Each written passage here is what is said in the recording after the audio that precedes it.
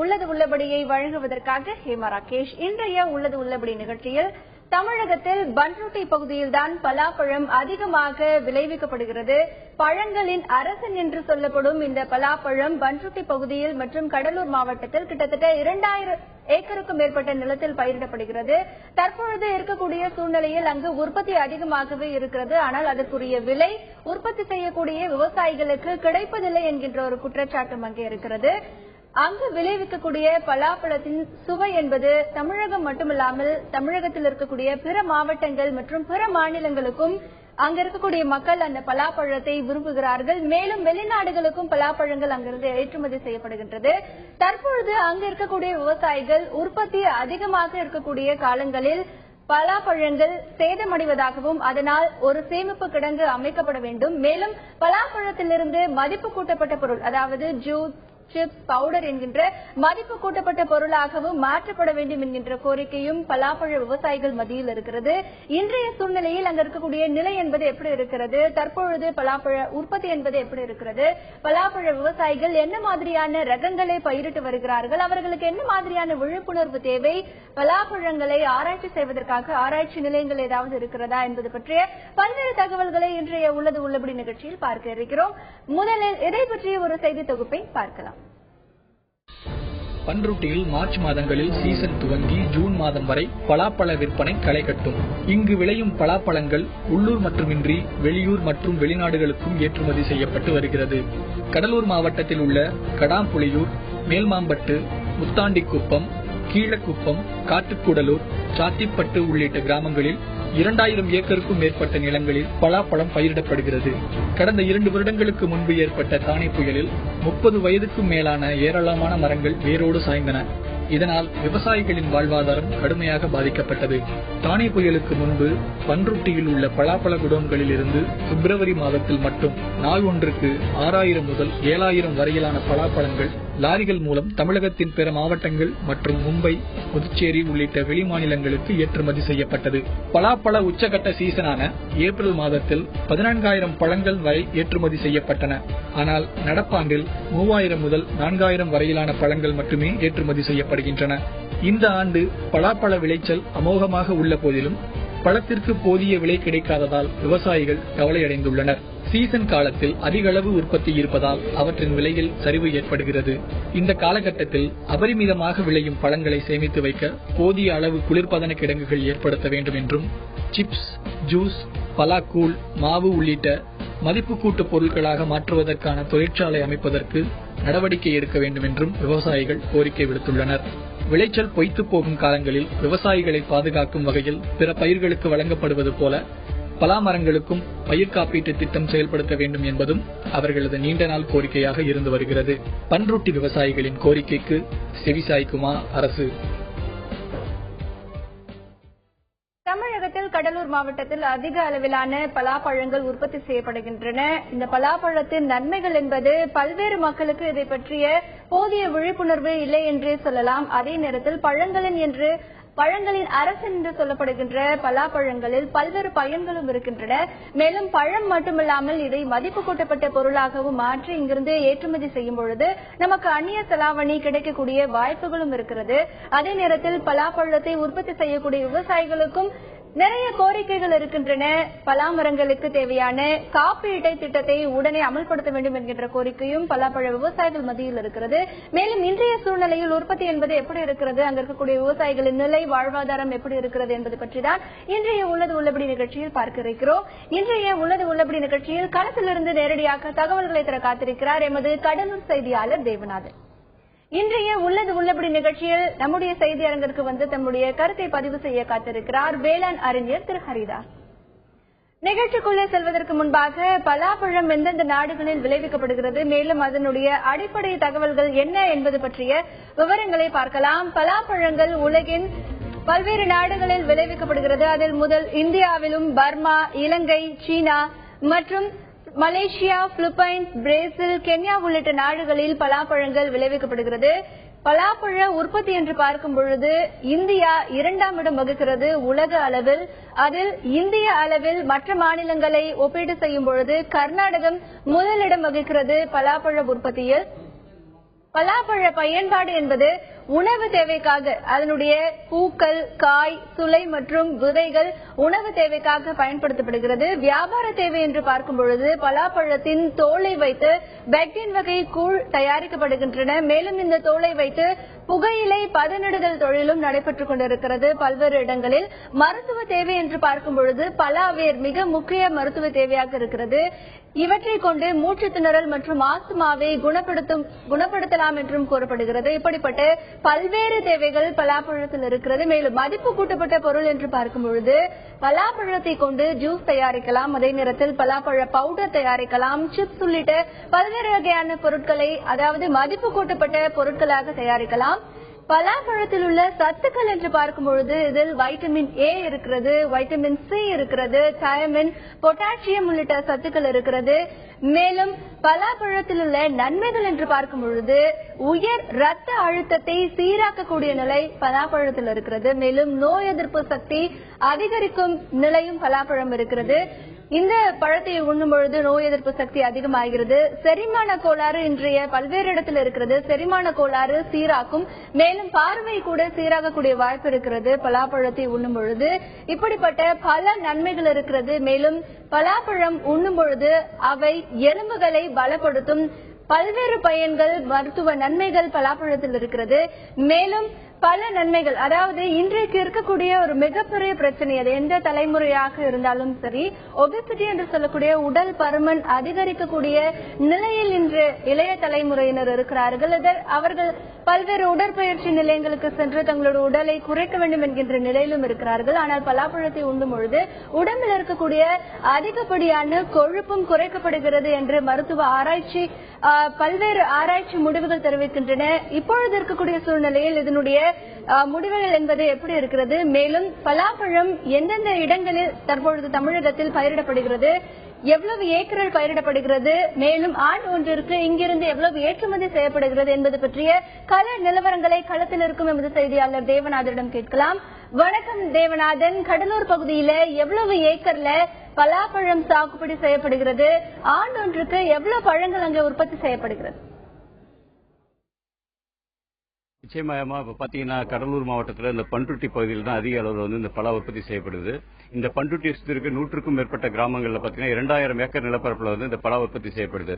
பண்ருட்டியில இருக்க இந்த செம்மண் பூமியோடைய இந்த இடத்துல இந்த பலாப்பழம் வந்து மிகுந்த சுவையா இருக்கிறதால பண்ருட்டி பலான்றது வந்து உலக அளவில் வந்து ஒரு புகழ்பெற்ற வந்து இருந்தது. இந்த நிலையில் தான் இப்ப பாத்தீங்கன்னா இங்க பண்ருட்டில வந்து பலா மட்டும் இல்ல முந்திரியும் வந்து அதிக அளவில் விளைஞ்சிட்டு இருந்தது.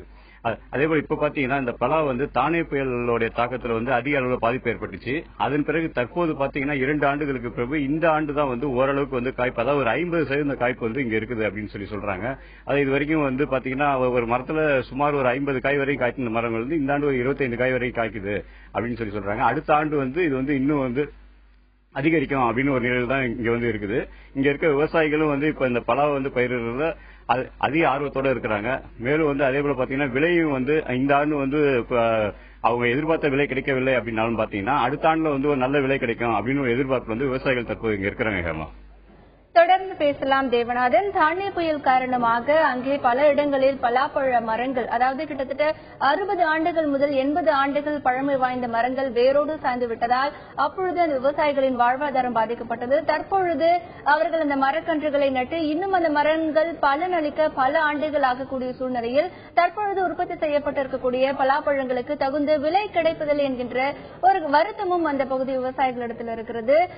திரு ஹரிதாஸ் அவர்களிடத்தில் பேசலாம். வணக்கம் சார்.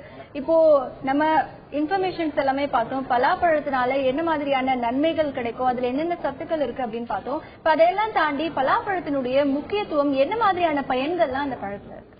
இப்ப பலாப்பழத்தை பொறுத்த வரைக்கும் மிக முக்கியமாக அது வந்து ஒபிசிட்டிக்கு ஒரு நல்ல பழமாக இருக்கிறது என்கிற விஷயமே யாருக்குமே தெரியாது. இப்படி ஒரு அருமையான குணநலம் அதுல இருக்கிறது என்றதை சொல்லும் பொழுதுதான் அது மக்களுக்கு போய் சேரும். விழிப்புணர்வு இல்லை. இது முக்கணிகளில் ஒரு கனியாக இருந்தும் இதை பயன்படுத்துறாங்களா, நிறைய சாப்பிடுறாங்களான்னு நீங்க பாக்கணும். இப்ப மாம்பழ சீசன், இப்ப மாம்பழங்கள் பாருங்க, ஒரு பழமாவது ஒருத்தர் சாப்பிடுவாங்க. ஆனா பலாப்பழம் ஒரு சொலையாவது சாப்பிட்டிருக்காங்களான்னு நீங்க ஒரு சர்வே பண்ணி பாத்தீங்கன்னா இருக்காது. மாம்பழம் எந்த அளவுக்கு நமக்கு பயனுள்ளதாக இருக்கிறதோ அதற்கு கொஞ்சமும் முக்கியத்துவம் குறையாமல் இருக்கிற கனிகள் ஒன்றுதான் பலா. இன்னும் சொல்ல போனால் இந்த ஒபிசிட்டிக்கு உடல் பருமனை குறைப்பதற்கு ஒரு நல்ல ஒரு பழமாக இது இருக்கிறது என்கிற செய்தி இன்னைக்கு எல்லாருக்கும் போய் சேர்ந்தாலே எனக்கு தெரிஞ்சு இந்த பழத்தை எல்லாம் தினந்தோறும் ஒரு சொலையாவது சாப்பிட ஆரம்பிப்பாங்க. ரெண்டாவது இதுல என்ன பிரச்சனைனா, இந்த பாலூர் 1ன்னு ஒரு வெரைட்டி இருக்குங்க.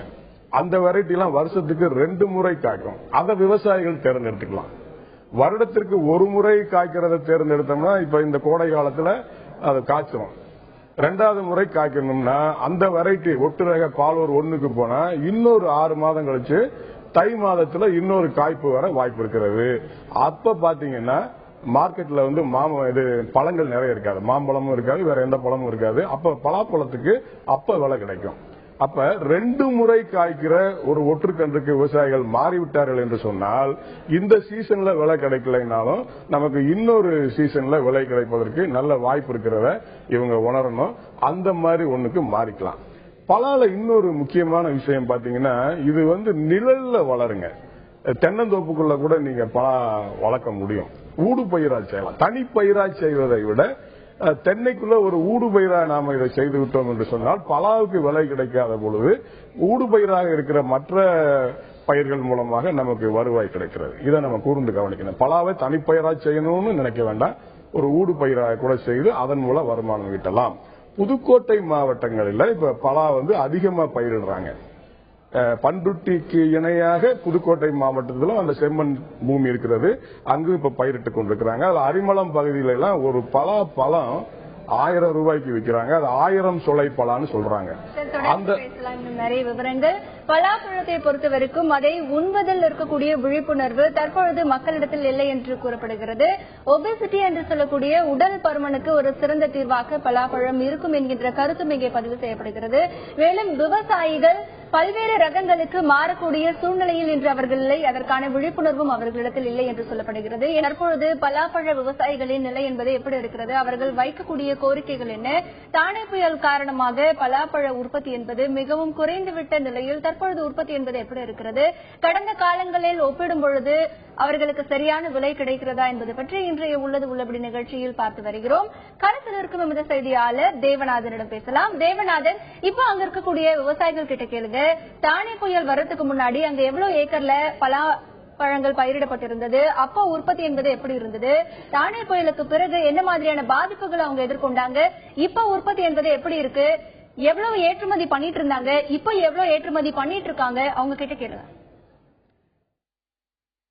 அதாவது இப்ப தானே புயலுக்கு முன்பு வந்து இங்க வந்து உற்பத்தி எப்படி இருந்தது, தானே புயலுக்கு பின்னாடி வந்து இப்ப எப்படி இருக்கு, இந்த ஆண்டு வந்து உங்களுடைய உற்பத்தி வந்து எந்த அளவுல இருக்கு அப்படின்றத சொல்லுங்க. தானே புயலுக்கு முன்னாடி இது நல்லா இருந்ததுங்க உற்பத்தி. தானே புயலால சுத்தமா வாஷ் அவுட். அதுக்கு பிறகு அந்த 2011க்கு பிறகு அது கொஞ்சம் அந்த முனெல்லாம் அதை பாருங்க எல்லாம் எடுத்துட்டு பாரு, அதெல்லாம் எடுத்துட்ட பிறகு இப்ப 2 வருஷமா காய்ப்பு இல்லை. இந்த வருஷம் ஒரு மரத்துக்கு ஒரு 25 காய் கிட்ட காய்ச்சிருக்கு. ஆனா சரியான விலை கிடையாது. அதுதாங்க இப்ப வந்து உங்களுக்கு என்ன பிரச்சனைகள் இருக்குது இந்த பலாவுடைய இதுல? இப்ப தானே பிறகு இந்த ஆண்டு பரவாயில்ல அப்படின்றீங்க, இன்னும் வந்து என்ன எதிர்பார்க்கறீங்க நீங்க? இன்னும் வந்து எங்களுக்கு வந்து ஒரு மரம் இருக்குன்னா மரத்துக்கு தந்தது கவர்மெண்ட்ல இதுவரை 1 ரூபா கூட நாங்க சலுகை வாங்கல. மற்ற முந்திரி கூட கொடுத்தாங்க, முந்திரி கூட நினைச்ச மாதிரி ஓரளவுக்கு பட்டு போனாலும் காய்ச்சிட்டு. ஆனா எங்க மரத்தை தான் அண்ணாந்து பாக்குறோம், 20 காயும் 20 விதமா கேக்குது. எங்களுக்கு வந்து கவர்மெண்ட்ல இது தந்தமான ஒரு மானியம் எங்களுக்கு கொடுக்கணும். எங்களை ஒரு கண்ணோட்டமாவே பாக்கல, எங்களை ஒரு கண்ணோட்டமா எங்களை வந்து ஒரு விவசாயியாவா ஒரு யாரும் பாக்கல. சரி ஏதோ படிச்சுட்டோம் அப்படின்ற அளவுக்கு வேலை செய்யற இந்த தலைமுறையோட இந்த பலாமரம் அடுத்த தலைமுறையெல்லாம் படிச்சோம் இந்த மாதிரி செய்தாங்கன்னா விவசாயம் பண்ண மாட்டாங்க. அதுதான் என்னுடைய கருத்து. எங்களுக்கு வந்து கண்டிப்பா நேரடியா வந்து பார்த்து ஒரு ஏக்கர் நிலம் பயிர் வச்சிருக்கேன்னா இது நிர்வாகம் பண்ணி 2 ஏக்கர் வந்து 2 ஏக்கர் தான் வச்சிருப்போம். ஒரு சின்ன விவசாயி, சிறு விவசாயி, குறு விவசாயம் இருக்கான். அவங்களாம் நேரடியா ஒரு கார்டு எடுத்து அவங்களுக்கு ஒரு ஏக்கர் நடு, உங்களுக்கு இவ்வளவு மானியம் இருக்கு, இவன் சொந்த கண்ணு தரேன், இவ்வளவு ஒட்டு கண்ணு தரேன், ஒரு நல்ல வீரியமான ஒட்டு கண்ணு தரேன், நீங்க நடுங்க. அது ஒரு ஆர்வம் காட்டுற அளவுல எங்களுக்கு விவசாயத்துல கிடையாதுங்க. எங்களுக்கு எந்த விதமான உதவியும் எங்களுக்கு கிடையாது, இதுவரையும் கிடையாது. இதுவரை நான் ஒரு ரூபா கூட ஒரு மரத்துக்காக தோட்டத்துக்காக நான் வாங்கல, இதுவரையும் கிடையாது. அதே போல கொய்யா மரம் இருக்குன்னா கொய்யா மரம் கூட பரவாயில்ல, கீழே வந்து சாஞ்சு காய்ச்சிரும், நிமிந்து இருக்கும். இது முன்னு உடச்சு பார்த்து ஒரு பிள்ளைய எப்படி பாக்குறோமோ அது மாதிரி பார்த்தாதான் பலாமரம். ஒரு பிள்ளைய எப்படி சீர்பாட்டியும் அஞ்சனாவோ வைத்தியம் பண்றோமோ அதே போல அன்னன்னைக்கு பார்க்கலன்னா புழு திண்டு போடும். அப்படி பார்த்து எங்களுக்கு அது ஒரு ஆசையா அடுத்த வருஷம் 100 கன்று வைக்கலாமா, வச்சா விற்கலாமா எப்படி செய்யறதுன்ற மாதிரி ஒரு கவலையா இருக்குங்க. கவர்மெண்டால எங்களுக்கு நிறைய உதவி வேணும், ஃப்ரீயா எங்களுக்கு ஏதாவது ஒரு உதவி செய்யணுங்க. அதாவது தானே பயிரில் பாதிக்கப்பட்ட முந்திரி மரங்களுக்கு கூட இந்த இடத்துல இழப்பீடு கொடுத்திருக்காங்க. ஆனா பலா மரத்துக்குன்னு இழப்பீடு தரல. அதை நம்ம என்னன்னு கேட்க போனோம் பாத்தீங்கன்னா, இந்த பலா மரத்தை பாத்தீங்கன்னா அந்த இடங்கள் சுத்தி இருக்க வரப்புகள்ல மட்டும் தான் வச்சிருக்காங்க. தோப்பா பலா மரத்தை வைக்கல. அதன் காரணமா அதை கணக்கில் எடுத்து அதுக்குரிய இழப்பீடு கொடுக்க முடியலன்னு சொல்லிட்டு தோட்டக்கலை சார்பில் தெரிவிக்கிறாங்க. இருந்தாலும் தற்போது பாத்தீங்கன்னா பல்வேறு இடங்கள்லயும் இந்த பலாமரங்கள் தோப்புகளை தான் வச்சிருக்கிறாங்க. அவங்க அதாவது மற்ற பயிர்களுக்கு கொடுக்குற மாதிரி இதுக்கும் லோன் வசதி வேணும், மேலும் அதுக்கு ஒரு காப்பீடு வசதி வேணும் அப்படின்னு ஒரு தங்களுடைய கோரிக்கை தெரிவிக்கிறாங்க. பேசலாம் தேவநாதன். ஹரிதாஸ் சார், இப்ப அங்க இருக்கிற விவசாயிகளை ரொம்ப வருத்தத்தோட சொன்னாங்க, ஒட்டு ரகங்கள் என்ன பயிரிடணும் அப்படிங்கிற ஒரு விழிப்புணர்வு கூட அவங்க கிட்ட இல்ல அப்படின்னு சொன்னாங்க. நீங்க ஏற்கனவே சொன்னீங்க பலாமரத்தை நிழல்ல வச்சு கூட வளர்க்கலாம், ஊடு பயிராகவும் வளர்க்கலாம் அப்படின்னு சொன்னீங்க. அப்போ அதற்கான சாத்தியக்கூறுகள் என்பது எப்படி இருக்கு, அதுக்கான வழிமுறை வேளாண் துறையில எப்பவுமே ஒண்ணு முன்ன பின்ன இருக்கும். ஏற்ற இறக்கங்களை எல்லா பயிர்களுக்குமே சந்தித்துக் கொண்டிருக்கிறோம். ரெண்டாவது, தனிப்பயிராக செய்யும் பொழுது நமக்கு விலை இல்லைன்னா ஒட்டுமொத்தமாக வருந்தக்கூடிய நிலை. அப்ப இதிலிருந்து மாடுபட ஆண்டுக்கு 2 முறை காக்கிற பலாவை தேர்ந்தெடுத்துக்கலாம். இந்த சீசன்ல தாங்க விலை இருக்காது, அடுத்த சீசன் வருது பாருங்களேன், அதுல விலை கிடைக்கும். ஏன்னா பலா இப்ப பாத்தீங்கன்னா வெரைட்டி நீங்க தேர்ந்தெடுக்கணும். 2 முறை காக்கிற வெரைட்டி இருக்கு. பாலூர் 1ன்னு சொல்லுவாங்க, அதை தேர்ந்தெடுத்தீங்கன்னா அது 2 முறை காய்க்கலாம். அப்ப 2வது முறை தை மாதத்துல காய்க்கும் பொழுது வேறு பழங்கள் சந்தையில இருக்காது. இப்ப மாம்பழம் இருக்கு பாருங்க, மாம்பழம் சந்தையில இருக்கும் வரை பலாப்பழத்துக்கு விலை பெருசா வராதுங்க. 2வது, அடுத்த சீசன்ல வைக்கிற போது பாருங்க வேற பழமே இருக்காது. அப்ப பலாப்பழத்துக்கு அப்ப ஒரு விலை கிடைக்குது. இதை நம்ம தெளிவா புரிஞ்சுக்கணும்.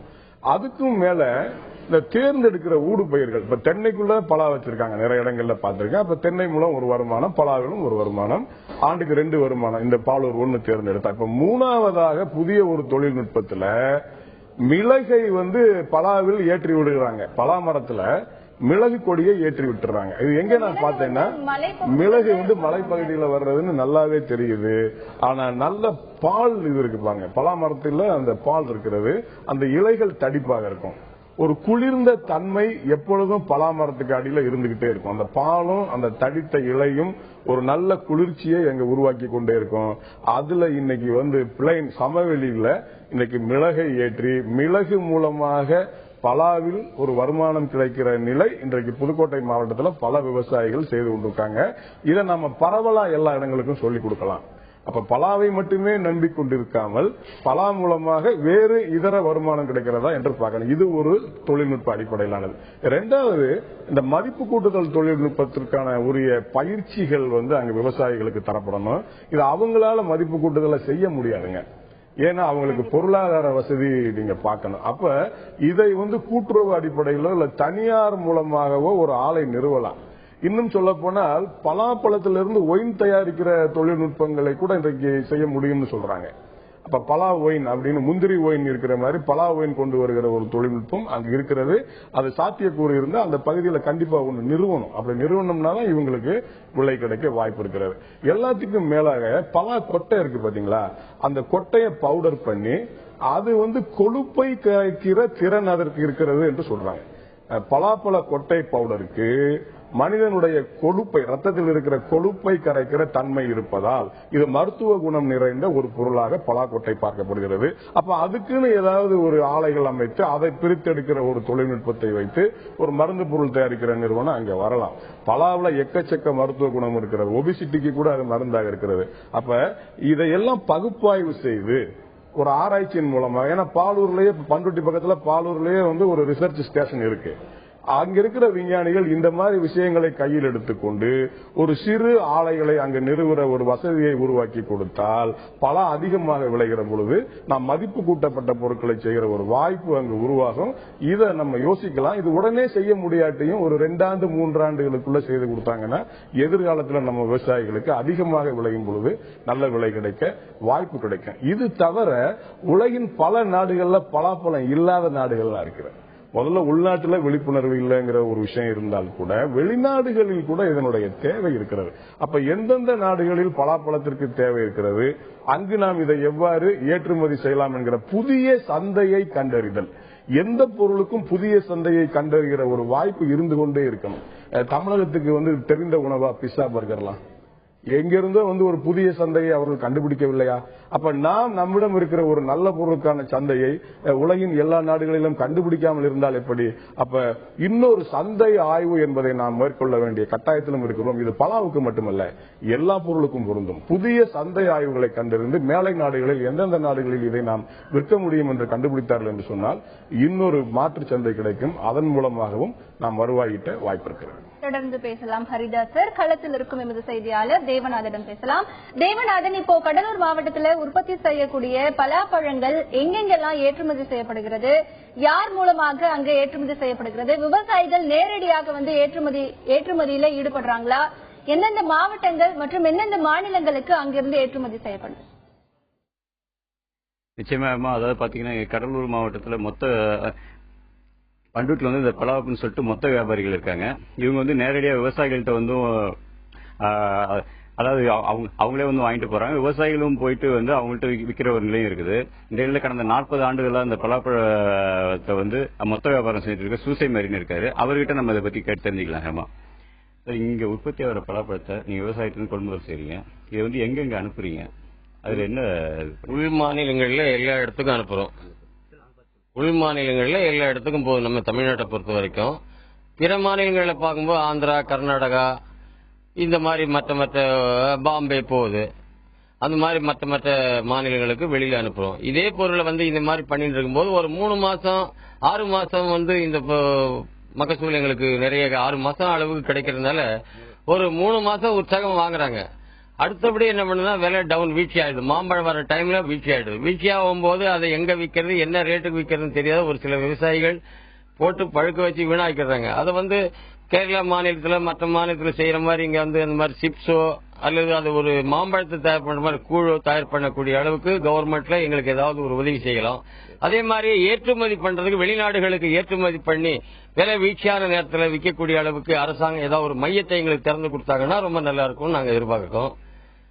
இந்த 2 முறை சீசன் விற்கிறேன்னு சொல்றது விளையலாம், விளைக்க வச்சாலும் இந்த மாசத்துல அந்த 6 மாசம் வெயில் காலத்துல பலாப்பழம் சாப்பிடுற மாதிரி குளிர்காலத்துல யாரும் சாப்பிடவும் மாட்டாங்க.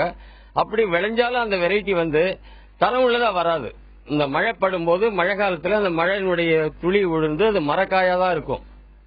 அது எங்களுக்கு பலன் தராது. அந்த 2 தடவை விளைய வச்சாலும் அந்த ஒரு டைம் விளைஞ்சாதான் அதனுடைய விளைச்சலுடைய பலனை பெற முடியும்.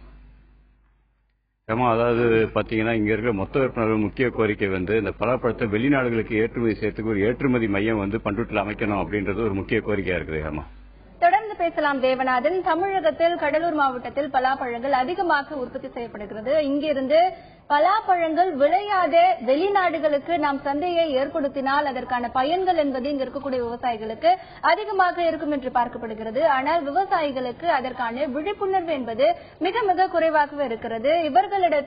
இவர்கள் நேரடியாக ஏற்றுமதி செய்ய முடியாமல் இவர்களிடத்தில் வியாபாரிகள் சென்று இவர்களுடைய உற்பத்தி செய்த பலாப்பழங்களை அவர்கள் ஏற்றுமதி செய்கிறார்கள். இதனால் இவர்களுக்கு வருவாய் என்பது குறைவாக இருக்கிறது. ஒரு விவசாயி நேரடியாக அவர் விளைவித்த பொருட்களை ஏற்றுமதி செய்ய முடியுமா?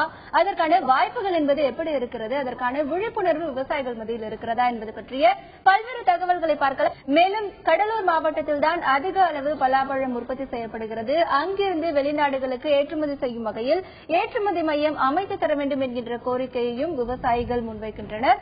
ஹரிதாஸ் சார், இப்ப அங்க இருக்கக்கூடிய விவசாயி சொன்னாரு, எங்களுக்கு எப்படி ஏற்றுமதி பண்ணணும்னு தெரியல, ஒரு ஏற்றுமதி மையம் வேணும் அப்படின்னு சொல்றாங்க. அப்போ வியாபாரிகள், இடைத்தரகர்கள் அவங்க கிட்ட இருந்து குறைந்த விலைக்கு வாங்கிட்டு ஏற்றுமதி பண்றதாவும் சொல்றாங்க. ஒரு விவசாயி நேரடியா அவர்கள் உற்பத்தி செய்த பொருளை அவங்க ஏற்றுமதி செய்ய முடியுமா? அதற்கான வழிமுறைகள்லாம் எப்படி இருக்கு? இப்ப சிறப்பா இருக்கிறதுன்னு சொல்லலாம். ஏன்னா நான் 15 ஆண்டு காலமாக இந்த விவசாய பொருள் ஏற்றுமதியில நான் இருக்கிறேன், கூர்ந்து பார்த்து கொண்டு இருக்கிறேன்.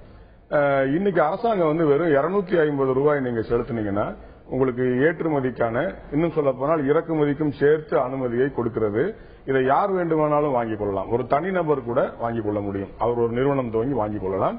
அவருக்கு இந்த உரிமத்தை அவர் கிராமத்தில் இருந்தால் கூட, ஒரு குடிசையில் வாழ்பவராக இருந்தால் கூட அவருக்கு கொடுக்கக்கூடிய வாய்ப்பை இன்றைக்கு அரசாங்கம் உருவாக்கி தந்திருக்காங்க. இதுக்கு அப்ளை பண்றதுக்கு பாத்தீங்கன்னா தமிழகத்துல 4 இடங்களில இதுக்கு அனுமதி கொடுக்கிற அலுவலகம் இருக்கிறது. சென்னையில சாஸ்திரி பவன்ல இருக்கிறது, இப்ப பண்ருட்டி கடலூர் பகுதிகளில் வாழ்கிற மக்களுக்கு பாண்டிச்சேரியில் இருக்கிறது. பாண்டிச்சேரியில பாரதி தெருவில் அங்க ஒரு அலுவலகம், joint director general of foreign trade, அவர் தான் அந்த அனுமதி கொடுக்கிறாரு. மதுரையில ஒன்னு இருக்கிறது, கோயம்புத்தூர்ல ஒன்னு இருக்கிறது. 4 இடங்கள் தமிழகத்தில் வச்சு கொடுக்குறாங்க. ஒரு சாதாரண விவசாயி கூட தனது வீட்டில் இருந்து கொண்டே கூட ஏற்றுமதி செய்வதற்கான வழிவகை செய்கிற அனுமதி வெறும் 250 ரூபாயில் அரசாங்கம் தருகிறது என்கிற தகவல் இன்றைக்கு வரைக்கும் யாருக்கும் தெரியாமல் இருக்கிறது. இதை நாம அவங்களுக்கு எடுத்து சொல்லலாம். 2வது, அரசே ஒவ்வொரு பொருளுக்கான ஏற்றுமதி வாய்ப்புகளை கண்டறிந்து மையங்களை எந்த பொருள் எங்கு அதிகம் விளையுதோ அங்க வச்சிடலாமே. அதுக்குன்னு ஒரு அதிகாரியை போட்டலாமே. இப்ப பண்ருட்டி பகுதிகளில் முந்திரி பழம் அதிகம் இருக்குன்னா முந்திரி ஏற்றுமதிக்கு என்று ஒரு மையத்தை அங்கு உருவாக்கி விட்டோம் என்று சொன்னால் அவர்கள் அந்த வேலையை பார்த்துக் கொள்வார். விவசாயிகள் நேரடியாக கொடுக்கலாம். இப்ப ஓசூர்ல அது மாதிரி உருவாக்கி இருக்காங்க. என்னைக்கு ஓசூர்ல ரோஜா மலர்களும் கொய் மலர்களும் அதிகமாக விளைகிற ஒரு வாய்ப்பு உருவான ஒரு சூழல் வந்ததோ அன்றைக்கு தமிழக அரசாங்கம் அங்க பூக்கள் ஏற்றுமதிக்கு டான்ஹோப்னு சொல்லிட்டு தனியா ஒரு அமைப்பை உருவாக்கி இன்னைக்கு அங்கிருந்து பூக்கள் ஏற்றுமதி செய்கிற வேலையை அரசாங்கம் செய்யுது. அரசாங்கம் உதவுது, ஒரு மையத்தை உருவாக்கி இருக்கிறது ரோஜா மலர்களுக்காக. அப்ப இன்னைக்கு பண்ருட்டி விவசாயிகள் கேட்பது நியாயம் தானே? எங்க பகுதிகளில் முந்திரி பண்ருட்டி ஏற்றுமதிக்கு ஒரு மையத்தை ஓசூர்ல எப்படி ரோஜா பூக்கு செஞ்சு கொடுத்தீங்களோ அது மாதிரி எங்களுக்கு செஞ்சு கொடுங்கன்னு கேட்கிறாங்க.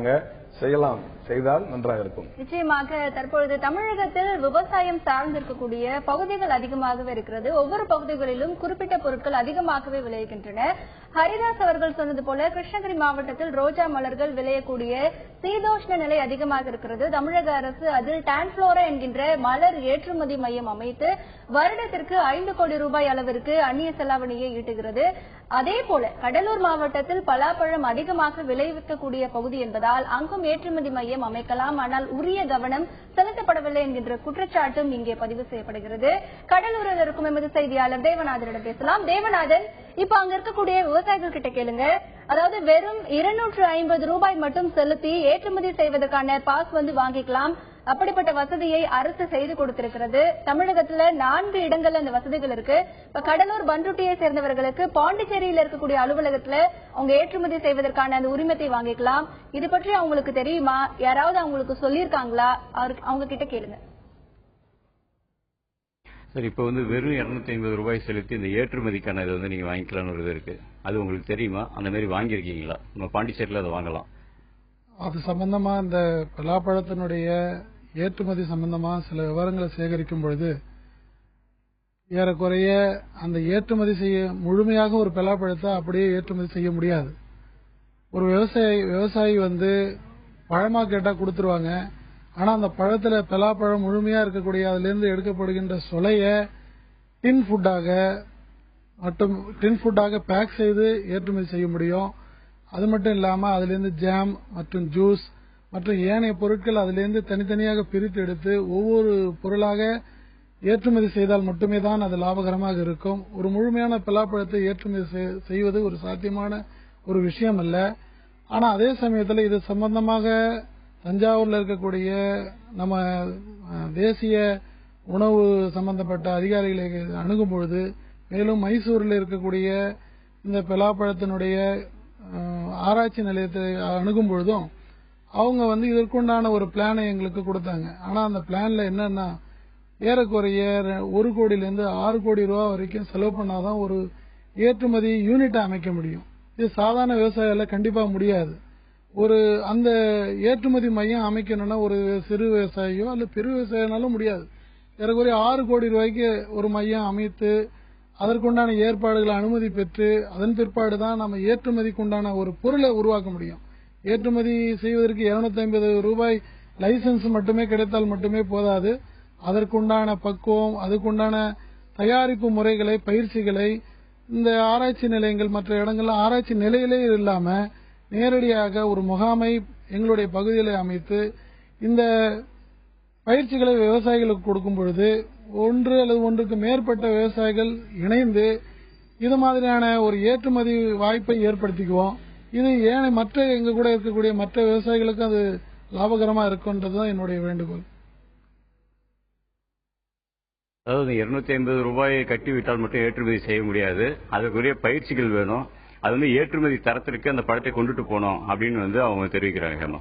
தொடர்ந்து பேசலாம் தேவநாதன். சார், இப்போ அங்க இருக்கக்கூடிய விவசாயி எல்லாம் சொன்னாரு அவர்களுக்கான முறையான பயிற்சிகள் வழங்கல அப்படின்னு சொல்றாரு. இப்ப இது ஒரு பக்கம் இருந்தாலும் இப்ப தமிழகத்துல நீங்க ஏற்கனவே சொன்ன மாதிரி நிறைய இடங்கள்ல நிறைய முக்கியமான பொருட்கள் உற்பத்தி ஆகுது. இப்ப போடியில பாத்தீங்கன்னாலும் வருஷத்துக்கு 5 டன் மாம்பழங்கள் உற்பத்தி ஆகுது. அங்க வந்து மாம்பழக்கூழ் தொழிற்சாலை வேணும்னு சொல்றாங்க. இப்ப வேலூர் அணைக்கட்டு பகுதியில அதிகப்படியான மலர் உற்பத்தி ஆகுது, சென் தொழிற்சாலை வேணும்னு சொல்றாங்க. திண்டுக்கல்ல தேங்காய் அதிகமா உற்பத்தி ஆகுது, அந்த தேங்காய் பவுடர் மதிப்பு கூட்டப்பட்ட பொருளா மாத்தணும் அப்படின்னு சொல்றாங்க. அப்போ இந்த மாதிரியான தேவைகள் நிறைய இருக்கு, உற்பத்தியும் அதிகமா இருக்கு.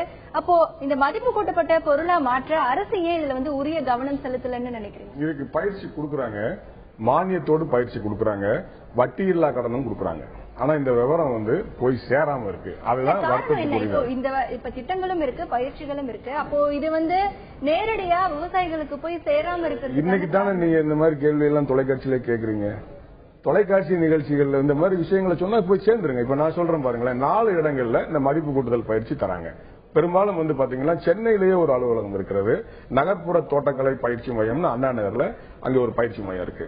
2வது கோவையில வேளாண்மை பல்கலைக்கழகத்தில் இதற்கென்று தனித்துறை உருவாக்கப்பட்டு எல்லா விஷயங்களும் சொல்லிக் கொடுக்கறாங்க. 3வது தஞ்சாவூர்ல புதுக்கோட்டை ரோடுல ஒரு அருமையான ஒரு மத்திய அரசு மதிப்பு கூட்டுதல் செய்வதற்கான ஒரு பயிற்சி மையத்தை உருவாக்கி இந்த வருஷம் அங்க பிடெக் 4 இயர் ஃபுட் ப்ராசஸிங் கூட ஒரு கோர்ஸ் இந்த வருஷம் ஆரம்பிச்சிருக்காங்க. அங்க 3 நாள் பயிற்சி விவசாயிகளுக்கு கொடுக்கறாங்க, 1 வார பயிற்சி கொடுக்கறாங்க. உள்ளேயே ஹாஸ்டல்லாம் இருக்கு, தங்கி பயிற்சி எடுத்துக்கலாம். 300 ரூபாயில இருந்து 500 ரூபாய் தான் கட்டணமா வசூலிக்கிறாங்க. இது வந்து அந்த வேளாண் அலுவலர்கள் விவசாயிகள் கிட்ட எப்படி கொண்டு போகணும்னு நினைக்கிறீங்க? ஏன்னா விவசாயிகளுக்கு இந்த மாதிரியான புதிய திட்டங்களோ பயிற்சிகளோ இருக்குன்னு தெரியாது. ஒரு டிபார்ட்மெண்ட் இருக்கு மேடம், அந்த எக்ஸ்டென்ஷன் விங் வந்து முறையா செயல்பட்ட அந்த விவரங்கள் வந்து விவசாயிகளுக்கு போய் சேரும்.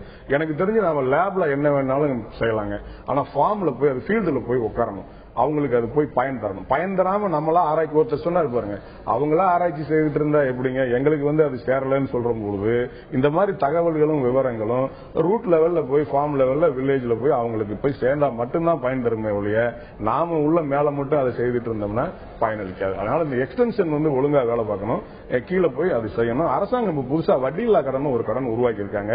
இது கடந்த 5 ஆண்டுகளா இருக்குங்க. இதை யார் கொடுக்கறாங்கன்னா மத்திய அரசாங்கமும் மாநில அரசாங்கமும் சேர்ந்து கொடுக்கறாங்க. இதுக்கு கிண்டியில ஒரு அலுவலகமும் இருக்குதுங்க, அதுக்கு ஒரு தனி அதிகாரி இருக்காரு. அவர் என்ன சொல்றாரு, நீங்க இந்த மாதிரி மதிப்பு கூட்டப்பட்ட பொருட்கள் தயாரிக்கிற ஒரு திட்டத்தை தனி நபராகவோ அல்லது ஊர்ல 10-15 விவசாயிகள் ஒன்று சேர்ந்தோ எங்கிட்ட கொண்டு வந்து கொடுத்தீங்கன்னா அந்த திட்டம் மக்களுக்கு பயனளிக்கும். அப்படிங்கிற பட்சத்துல அதிகபட்சம் எவ்வளவு வேண்டுமானாலும் வட்டி இல்லா கடன் தர தயாராக இருக்கிறோம் அப்படின்னு ஒரு ஸ்கீம் வந்திருக்கிறதே இன்னைக்கு நிறைய பேருக்கு தெரியாது. இப்ப நான் தெரிஞ்சதுனால சொல்றேன், கடந்த ஆண்டு தமிழகத்துல நிறைய பேருக்கு நான் உதவி செய்து இதை வாங்கி கொடுத்திருக்கிறேன். அப்ப இந்த மாதிரி விஷயங்கள் கீழே போய் சேர்ந்தா மட்டும்தான் அவங்களுக்கு பயனளிக்கும். ஒரு 10 விவசாயிகள் சேர்ந்து முன்வரட்டுமே. இன்னைக்கு பண்ருட்டி பகுதிகளில் பெரிய விவசாயிகள் ஒரு 10 விவசாயிகள் தயாரா இருக்காங்க. இப்போ அங்க பேசின விவசாயி கூட சொன்னாரு, பயிற்சி எங்களுக்கு சரியா அளிக்கும் பட்சத்துல நாங்க சில விவசாயிகள் எல்லாம் சேர்ந்து இந்த மாதிரியான நிறைய விஷயங்களை நாங்க பண்ணுவோம் அப்படின்னு சொல்லியிருக்காங்க. செய்து கொடுக்க முடியும். அப்படி ஒரு எண்ணம் அவர்களுக்கு உருவானால்தான் மிகப்பெரிய அளவுல நான் சாதிக்க முடியும். தமிழகத்தை பொறுத்த வரைக்கும் ஒவ்வொரு வில்லேஜுக்கும் தனி சிறப்பு இருக்குங்க. ஒவ்வொரு கிராமமும் கூட்டாக அவங்க ஒண்ணு சேரணும், சேர்ந்து ஒரு பொருளை உற்பத்தி செய்யும் பொழுது மதிப்பு கூட்டப்பட்ட தொழிற்சாலையை அந்த ஊர்லயே கொண்டு வந்துடலாங்க. அதுக்கு நிறைய இன்னைக்கு வாய்ப்புகள் எல்லாம் இருக்கிறது. இதை நாம கீழே வரைக்கும் கொண்டு போய் சொல்லிக் கொடுக்கலாம். இப்ப நான் அதை செய்துட்டு இருக்கேன் சமீப காலமாக, என்னாலும் அதை செய்து தர முடியும். நிச்சயமாக ஹரிதாஸ் அவர்கள் சொன்னது போல தமிழகத்தில் கடந்த ஆண்டு வட்டியில்லா கடன் திட்டம் அறிமுகப்படுத்தப்பட்டிருக்கிறது. மதிப்பு கூட்டப்பட்ட பொருளை உருவாக்க வேண்டும் என்று ஒரு விவசாயி நினைக்கும் பொழுது அவர்களுடன் சேர்ந்து ஒரு 10-15 விவசாயிகள் சேர்ந்து உருவாக்கும் பொழுது அதற்கான வட்டியில்லா கடன் திட்டத்தை அரசு உருவாக்கி இருக்கிறது. அந்த திட்டமும் தற்பொழுது நடைமுறையில் இருக்கிறது. விவசாயிகளுக்கு இது பற்றிய போதிய விழிப்புணர்வு இல்லை. எக்ஸ்டென்ஷன் என்று சொல்லக்கூடிய அந்த வேளாண் துறையில் இருக்கக்கூடிய அந்த அதிகாரிகள் நேரடியாக ஒவ்வொரு கிராமங்களுக்கும் சென்று விவசாயிகளுக்கு என்ன மாதிரியான திட்டங்கள் இருக்கிறது, இந்த திட்டத்தினால் என்ன மாதிரியான பயன்களை விவசாயிகள் அடையக்கூடும் என்கின்ற ஒரு விஷயத்தை விவசாயிகள் மத்தியில் நேரடியாக விழிப்புணர்வை ஏற்படுத்தும் போது நிச்சயமாக விவசாயிகள் அதனுடைய பலனை பெறுவார்கள். ஆனால் இங்கே சுணக்க நிலை ஏற்பட்டிருக்கின்ற காரணத்தினால்தான் தமிழகத்தில் இருக்கக்கூடிய பல பகுதிகளில் விவசாயிகளுக்கு தாங்கள் உற்பத்தி செய்யக்கூடிய பொருளை எப்படி அதை மதிப்பு கூட்டப்பட்ட பொருளாக மாற்ற வேண்டும், எப்படி அதை ஏற்றுமதி செய்ய வேண்டும் என்கின்ற விவரங்கள் கூட தெரியாத நிலையில் உற்பத்தி செய்யக்கூடிய மதிப்புமிக்க பொருட்கள் அனைத்தும் வீணாகக்கூடிய சூழ்நிலையில் தான் இப்ப அந்த பொருட்கள் எல்லாம் இருக்கிறது. களத்தில் இருக்கும் எமது செய்தியாளர் தேவநாதனிடம் கேட்கலாம். தேவநாதன், இப்ப அங்க இருக்கக்கூடிய விவசாயிகள் கிட்ட கேளுங்க, இப்போ அவங்க உற்பத்தி செய்யக்கூடிய இந்த பலாப்பழத்திலிருந்து பல்வேறு மதிப்பு கூட்டப்பட்ட பொருட்களாக மாற்றக்கூடிய நிறைய பொருட்கள் இருக்கு. உதாரணமா அதை ஜூஸ் பண்ணலாம், இல்ல ஸ்குவாஷ் பண்ணலாம், பவுடரா மாத்தலாம். இப்போ இந்த பலாப்பழத்துல வைன் கூட தயாரிக்கலாம் அப்படின்னு சொல்றாங்க. இந்த மாதிரியான பயிற்சிகள் வேளாண் துறை அதிகாரிகள் யாராவது அவங்களுக்கு இதை பற்றி சொல்லிருக்காங்களா, இல்ல இவங்க வேளாண் துறை அதிகாரிகள் கிட்ட போயிட்டு இந்த மாதிரி அப்ரோச் பண்ணிருக்காங்களா? அப்ப அவங்க இவங்களுக்கு என்ன பதில் சொல்லிருக்காங்க, அவங்க கிட்ட கேளுங்க. சுமார் ஒரு 6 ஆண்டுகளுக்கு முன்னாடிலாம் பாத்தீங்கன்னா இங்க பண்ருட்டில வருடத்திற்கு ஒரு தடவை இந்த பலாப்பழ கண்காட்சி அப்படின்னு ஒரு கண்காட்சியை போடுவாங்க. இதுல பாத்தீங்கன்னா இந்த பண்ருட்டி பகுதியில் இருக்க பல வகையான பலாப்பழங்கள்லாம் அங்க கொண்டு வரப்படும். மேலும் அந்த பலாப்பழத்திலிருந்து என்னென்ன பொருட்கள் தயாரிக்கலாம், அதை எப்படி தயாரிக்கலாம், அதுக்கு யார் அணுகணும் போன்ற பல்வேறு இது நடைமுறையில் இருந்தது. ஆனா சமீபத்தில் ஒரு 6 ஆண்டு காலமா பாத்தீங்கன்னா இது போன்ற எந்த ஒரு நிகழ்ச்சி இங்க நடத்தப்படுறது இல்ல. இதுவே விவசாயிகளுக்கு ஒரு பின்னடைவுன்னு சொல்லலாம். ஏன்னு கேட்டீங்கன்னா விவசாயிகள் இந்த மாதிரி ஒரு நிகழ்ச்சிக்கு வரும்போதுதான் அங்க என்னென்ன நடக்குது, அதை என்ன பண்ணலாம் அப்படின்றது அவங்க தெரிஞ்சுக்கிறதுக்கு ஒரு வாய்ப்பா இருந்தது. ஆனா தற்போது அது போன்ற எந்த ஒரு இதுவும் நடைபெறல. இருந்தாலும் விவசாயிகள்கிட்ட தற்போதைய நிலை பற்றி அதை பற்றி நம்ம கேட்கலாம். சரி, இப்ப இந்த பலாப்பழத்திலிருந்து மதிப்பு கூட்டப்பட்ட பொருட்கள் பண்ணலாம். ஜூஸ், சிப்ஸ் அதெல்லாம் தயாரிக்கலாம். அந்த மாதிரி பொருட்களை செய்யறதுக்கு உங்களுக்கு ஏதாவது வழிவகைகள் சொல்லியிருக்கிறாங்களா, இல்ல அந்த மாதிரி ஏதாவது செய்யலாம் அப்படின்னு நீங்க எதிர்பார்க்கறீங்களா? அந்த மாதிரி செய்யலான்ற நாங்க எதிர்பார்க்கிறோம். ஆனா எங்களுக்கு முன்னாடி சொல்லல. இப்ப முந்திரிக்கெல்லாம் பயிற்சி கொடுக்குறாங்க, ஆனா பலாமரத்துக்கு அப்படின்றது எங்களுக்கு ஒண்ணுமே கொடுக்கல. ஆனா இது போல செய்யலாம். இப்ப பலாப்பழத்தை ஜூஸ் பண்ணலாம், பவுடர் ஆக்கலாம், அதை சிப்ஸ் பண்ணலாம் அப்படின்ற விஷயங்களை வெளியில இருந்து நாங்க கேள்விப்பட்டிருக்கோம். இதே அதற்கு அது ஒரு நிறுவனம் அமைச்சா நல்லா இருக்கும். ஏன்னா இப்ப உருளைக்கிழங்கு இருக்குனாக்க உருளைக்கிழங்கு சிப்ஸ் போட்டு வந்துருது, அதை ஈஸியா சாப்பிட்டுறாங்க, அதை குழம்புல எல்லாம் போட்டுக்கிறாங்க.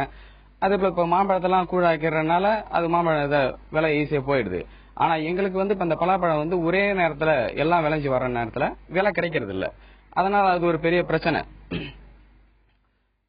அதனால அரசே இது ஒரு நிறுவனம் வச்சு கட்டி கொடுத்தா, கேரளாவில இருக்கு, கேரளாவில ஒரு நிறுவனம் இருக்கு, அதை அங்க ஜூஸ் புடிக்கிற நிறுவனம் இருக்கு. அது போல இங்க செஞ்சு கொடுத்தா அப்ப இதுக்கு ஒரு விலை நிர்ணயமும் பண்ண முடியும். ஏன்னா ஒரு ஃபேக்டரி இருக்குன்னாக்கா அதை இங்க எல்லாரும் பலாப்பழத்தை போய் அங்க கொடுத்துடலாம். அப்போ பலாப்பழத்துக்கு ஒரு இடக்கணக்கில் எங்களுக்கு விலை எல்லா நாளையும் கிடைக்கும். இப்போ 2 போகமும் விளைச்சல் இருந்தான்னு சொன்னா இன்னும் அந்த 2வது தடவை இருக்கிற விளைச்சல்ல சரியா ருசி இருக்காது அப்படின்னு சில பேர் சொல்றாங்க. ஆனா சில இடத்துல மண்ணுல நல்லாவும் இருக்கு. அந்த மாதிரி நாள்ல விலையும் எங்களுக்கு சரியா கிடைக்கிறது இல்ல. அதனால இப்ப அதை பதப்படுத்தி பண்ற நிறுவனம் ஒண்ணு இருந்ததுன்னா எங்களுக்கு பிரச்சனை இல்லை. அப்ப எல்லா நாளையும் 12 மாசமும் நாங்க பலாப்பழத்தை விளைய வச்சாலும் அதை ஈஸியா விற்பனைக்கு பண்ணிடலாம். அவங்க எதிர்பார்த்த மாதிரி, அதாவது இந்த மாதிரி ஒரு நிலை வேணும், அது மதிப்பு கூட்ட பொருட்கள் தயாரிக்கிறதுக்கு ஒரு நிறுவனம் வேணும் அப்படின்ற ஒரு எதிர்பார்ப்பு தான் இங்க விவசாயிகள் இருக்காங்க. இது இங்க இருக்கிற விவசாயிகளுடைய பல ஆண்டுகளுடைய கோரிக்கைன்னு சொல்ல. ஹேமா, தொடர்ந்து பேசலாம். தேவநாதன், தமிழகத்தில் இருக்கக்கூடிய கடலூர் மாவட்டத்தில் பண்ருட்டியில் அதிக அளவிலான பலாப்பழங்கள் விளைவிக்கப்படுகின்றன. இந்தியாவில் பலாப்பழ உற்பத்தியில் முதலிடம் வகிப்பது கர்நாடக மாநிலம். தற்பொழுது கர்நாடக மாநிலத்தில் பலாப்பழ பற்றிய விழிப்புணர்வு பொதுமக்களிடத்தில் அதிகமாகவே காணப்படுகிறது. ஒரு காலத்தில் தமிழகத்தில் இருந்தது போன்ற சூழ்நிலைதான் இருந்தது. ஆனால் பல இடங்களில் சமூக தொண்டு நிறுவனங்கள் மற்றும் விவசாயிகள், அரசு, இது 3 பேருமே இணைந்து பலாப்பழம் குறித்த விழிப்புணர்வு, அதற்கான கண்காட்சி மற்றும் அதற்கான சிறப்பு விருந்துகள், அதாவது பலாப்பழத்தை கொண்டு என்ன மாதிரியான உணவுகளை தயாரிக்கலாம், பலாக்கொட்டையை கொண்டு என்ன மாதிரியான உணவுகளை தயாரிக்கலாம் என்பது குறித்த கண்காட்சிகள் மாநிலம் முழுவதிலும் இருக்கக்கூடிய பல்வேறு இடங்களில் நடத்தப்பட்டது. அந்த கண்காட்சிக்கு சென்று பார்வையிட்ட மக்கள் அனைவரும் அதனுடைய பலாப்பழத்தின் தன்மையையும் அதனுடைய சிறப்பையும் உணர்ந்து அதை அதிக அளவில் பயன்படுத்த தொடங்கிவிட்டனர். அதே நேரத்தில் பல இடங்களில் மதிப்பு கூட்டப்பட்ட பொருளாகவும் மாற்றப்பட்டு பல்வேறு இடங்களுக்கு ஏற்றுமதி செய்யப்படுகிறது. கேரளாவில் கூட கடந்த சில ஆண்டுகளுக்கு முன்பு 350 மில்லியன் பலாப்பழங்கள் வீணாவதாக ஒரு ஆய்வு முடிவுகள் சொல்லியது. அதனையடுத்து அங்கே கூட பலாப்பழம் தயாரிக்கக்கூடிய மதிப்பு கூட்டப்பட்ட பொருள் தயாரிக்கக்கூடிய நிறுவனமும் தொடங்கப்பட்டு அங்கே இப்பொழுது பல்வேறு பொருட்கள் தயாரிக்கப்பட்டு ஏற்றுமதியும் செய்யப்படுகிறது. இந்த மாதிரியான ஒரு நிலை தமிழகத்தில் இல்லாத காரணத்தினால் உற்பத்தி அதிகரிக்கக்கூடிய காலங்களில் உற்பத்தி செய்யப்பட்ட மொத்த பலாப்பழங்களும் வீணாகக்கூடிய சூழ்நிலை இருக்கிறது. அதிகாரிகள் இதை உரிய கவனம் செலுத்தி விவசாயிகளுக்கு தேவையான பயிற்சிகளை வழங்க வேண்டும் என்கின்ற கோரிக்கையும் இங்கே முன்வைக்கப்படுகிறது. மேலும் கடலூர் மாவட்டத்தில் இருக்கக்கூடிய விவசாயிகளின் மற்ற கோரிக்கைகள் என்னவாக இருக்கிறது, அதில் அரசு எடுக்கக்கூடிய தீர்வு என்னவாக இருக்கிறது என்பது பற்றிய பல்வேறு தகவல்களை பார்க்கலாம். சார், இப்போ அங்க இருக்கிறவங்க எல்லாம் சொன்னாங்க அவங்க எல்லாருமே தயாரா தான் இருக்காங்க, ஆனா அவங்களுக்கான பயிற்சிகள் இல்ல அப்படின்னு சொல்றாங்க. இது ஒரு பக்கம் இருந்தாலும் இப்ப இந்த பலாப்பழத்துல பல்வேறு நன்மைகள் பார்த்தோம். பூக்கள், கனிகள், காய்கள் எல்லாமே உணவு தேவைக்கு உற்பத்தி செய்யப்படுது. இப்போ இதையும் தாண்டி அந்த பலா மரங்களை கொண்டு என்ன மாதிரியான பொருட்கள் தயாரிக்கலாம், அதற்கான தேவை என்பது இப்ப எப்படி இருக்கு? பலா பொறுத்தவரைக்கும் இன்னொரு கருத்து இருக்கு. என்னன்னா, அது பழங்களில் தருகிற ஒரு 20-25 ஆண்டு 30 ஆண்டு காய்க்கிற வருவாய் எவ்வளவு இருக்கிறதோ அதற்கு இணையான வருவாயை அந்த மரங்கள் மூலமாகவும் பெறுகிறது அப்படின்னு ஒரு கருத்து இருக்கிறது. அது என்னன்னு பாத்தீங்கன்னா, அந்த வாசலுக்கு பலகை அதுலதான் செய்யறாங்க. இப்ப பெரும்பாலும் அதுக்கு பயன்படும் பொழுது விலை அதிகமா போகுது. ஒரு 6.5 அடி உயரம், ஒரு 1.5 இன்ச்சு 2 இன்ச்சு அங்குலம் திக்னஸ் உள்ள ஒரு 1.5 அடி 2 அடி அகலம் உள்ள ஒரு பலகை அப்படி ஒரு வாசலுக்கு வைக்கிற மாதிரி இது ஒரு ஜோடி எடுத்துக்கிட்டீங்கன்னா இன்னைக்கு 25,000 ரூபாய் 30,000 ரூபாய் வரைக்கும் அதுக்கு விலை கிடைக்குதுங்க. அப்ப மரத்தின் மூலமாகவும் பலாவுல வருமாய். ஒரு மரம் பழமரம் பழத்திலையும் வருமானம் தரும், மரத்திலையும் தரும்னா அதுக்கு பலாவை சொல்றாங்க. பலாவுல மரத்திலையும் வருமானம். இறந்தும் 1000 பொன். பலாமரம் இறந்தாலும் அதுக்கு அந்த மரியாதை உண்டு. ஒண்ணு. ரெண்டாவது, இந்த மத்தளம் தயாரிக்கிற அந்த பொருள் பலா தான். பலா மரத்துல வச்சுதான் அந்த மத்தளம் கொட்டுற அந்த மரம் வச்சு பயன்படுத்துவாங்க. அந்த இது மாதிரி ஒரு 9-10 தொழிற்சாலைகள் காட்டுக்கடலூர்னு ஒரு ஊர் இருக்கு பண்ருட்டி பக்கத்துல, அங்க இருக்குது. அவங்க பூரா இந்த மரங்களை எடுத்துட்டு போய் தான் பலா மரங்களை வைத்து தான் மதிப்பு கூட்டப்பட்ட இந்த வாசக்கால்கள், பலகைகள், மத்தளங்கள் எல்லாம் அங்க தயாரிக்கிற வேலைகள். ஒரு பக்கம் அது இருக்கத்தான் நம்ம செய்யும். இந்த மாதிரி தேவைகள் இருக்கிறதால உட்டு எப்பவுமே டிமாண்ட் உள்ள ஒரு ஐட்டம் தான். அதே போல இந்த மாதிரி இசைக்கருவிகளுக்கான தேவையும் இருந்து கொண்டுதான் இருக்கிறது. அது இன்னொரு புறம் நடந்து கொண்டிருக்கிறது. அப்ப பலாமரம் இறந்தால் அது இன்னொரு வருவாயை தருகிறது என்பது ஒரு உண்மைதான். அது அப்படியும் நம்ம பார்க்கணும்.